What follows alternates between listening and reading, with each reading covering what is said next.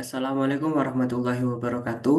Di sini saya akan mempresentasikan yaitu tugas Remedi Quiz 1 Sistem Basis Data. Perkenalkan, nama saya Adi Handika Putra Aditya Pratama dengan NIM 242 410 10 10 14.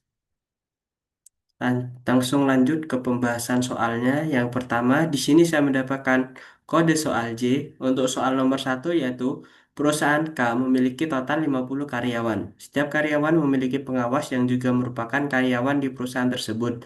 Tidak semua karyawan memiliki bawahan, tapi seorang pengawas bisa memimpin lebih dari satu karyawan.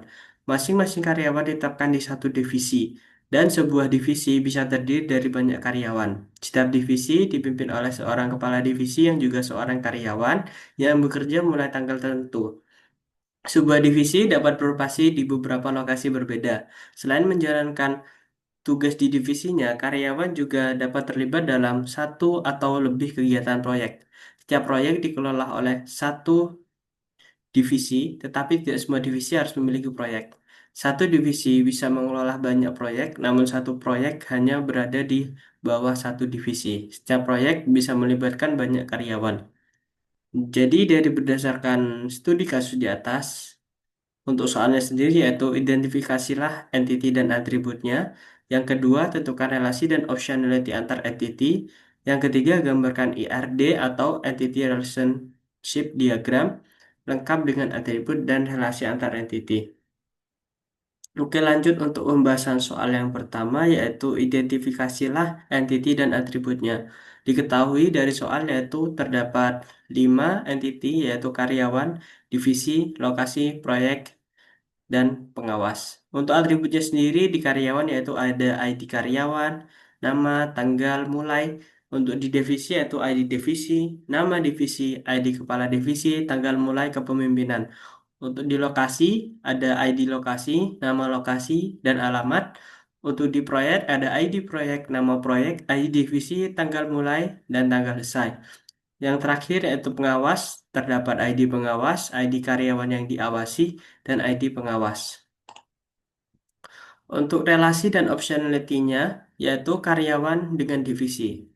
Berdasarkan soal yang tadi, yang telah dibaca, yaitu relasinya, eh, jika diketahui lagi, yaitu many to one, banyak karyawan dalam satu divisi. Optionality-nya, yaitu karyawan wajib berada di satu divisi. Divisi bisa memiliki nol atau banyak karyawan. Lalu yang kedua yaitu karyawan dengan pengawasan. Untuk relasinya sendiri yaitu many to many atau satu karyawan bisa menjadi pengawas atau dan diawasi. Untuk optionality-nya yaitu karyawan bisa menjadi pengawas. Yang kedua yaitu karyawan bisa diawasi. Jadi tidak wajib memiliki pengawas atau menjadi pengawas. Untuk yang ketiga yaitu divisi dan lokasi. Untuk relasinya sendiri yaitu many to many, satu divisi bisa di beberapa lokasi. Satu lokasi bisa memiliki beberapa divisi. Untuk optionality-nya yaitu divisinya bisa berada di nol atau beberapa lokasi dan untuk lokasinya sendiri bisa memiliki nol atau beberapa lokasi. Untuk karyawan dengan proyeknya yaitu relasinya many to many atau satu karyawan bisa terlibat di beberapa proyek. Satu proyek bisa melibatkan beberapa karyawan. Untuk optionality-nya yaitu karyawan bisa terlibat di nol atau beberapa proyek. Proyek bisa memiliki nol atau beberapa karyawan.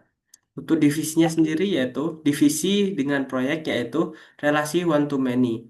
Satu divisi bisa mengelola beberapa proyek.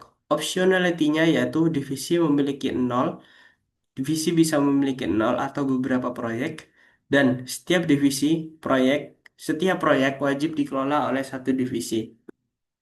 Untuk selanjutnya yaitu tabel IRD yaitu soal nomor tiganya. Yaitu di sini ada tabel karyawan yang atributnya ada ID karyawan sebagai primary key, nama, dan tanggal mulai. Di sini yaitu berelasi dengan divisi many to one. Many di sisi karyawan, one di sisi divisi. Yang di divisi sendiri terdapat atribut yaitu ID divisi sebagai primary key-nya, nama divisi, ID kepala divisi, tanggal mulai kepemimpinan. Untuk relasi dari karyawan ini berelasi juga dengan pengawasan. Di sini saya pisahkan yaitu membuat eh, entity pengawasan saya sendiri kan. Karena di pengawasan ini ada ID pengawasan, ID karyawan yang diawasi, dan ID pengawas. Untuk ID pengawasan di sini yaitu primary key yang berelasinya yaitu many to many yang di sini tidak wajib. Untuk setelah dengan karyawan di sini yaitu karyawan dengan proyek. Di sini relasinya sama yaitu many to many yang tidak wajib. Di proyek sendiri yaitu ada ID proyek sebagai primary key, atributnya yang lain yaitu nama proyek, tanggal mulai, serta tanggal selesai. Untuk divisi sendiri ini berelasi dengan proyek. Di sini relasinya yaitu one to many. One di sisi divisi, many di sisi proyek. Di sini juga divisi berelasi dengan lokasi yaitu relasinya many to many yaitu tidak wajib.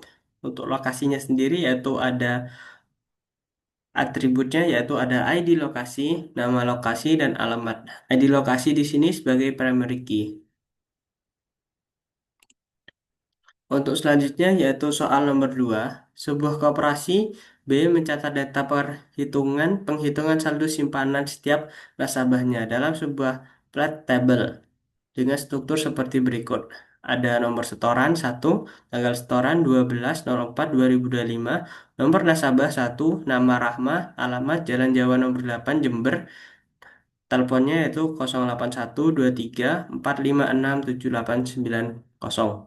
Jumlah setorannya yaitu Rp200.000, bunganya yaitu Rp6.000 dan saldonya Rp206.000.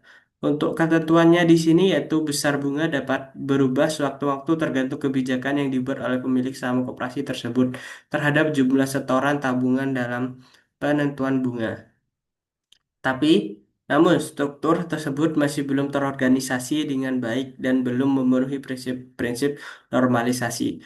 Maka lakukan tahap normalisasi hingga tabel tersebut mencapai bentuk third normal form atau 3NF. Langsung saja kita masuk ke pembahasan dari soal nomor 2 ini yaitu yang pertama.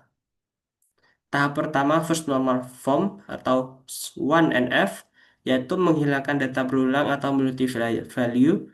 Yang kedua yaitu data sudah atomik atau tabel sudah memenuhi 1NF. Untuk yang kedua second normal form yaitu syarat sudah 1NF sudah terpenuhi dan setiap atribut non kunci bergantung penuh pada primary key.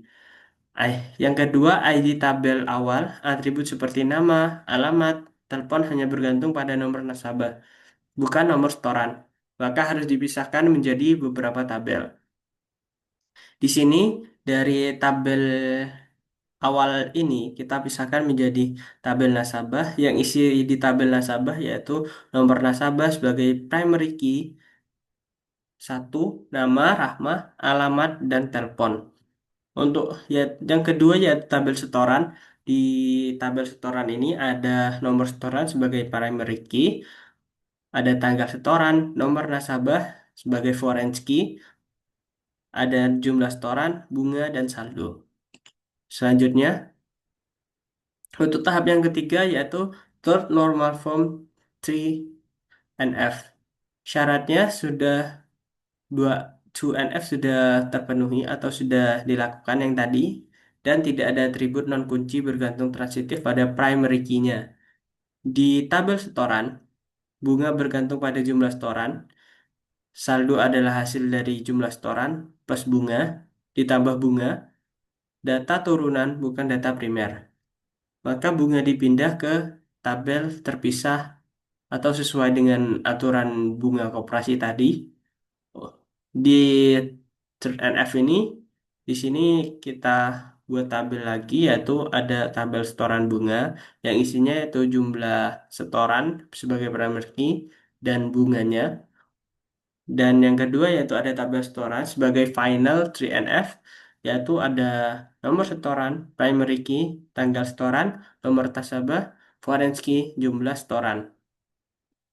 Selanjutnya, nah hasil akhir dari bentuk 3NF ini atau 3NF ini yaitu ada tabel nasabah, tabel setoran, dan tabel setoran bunga.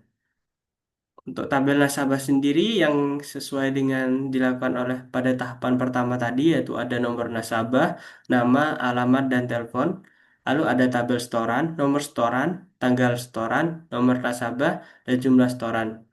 Yang ketiga sendiri ada tabel setoran bunga yaitu jumlah setoran dan bunga.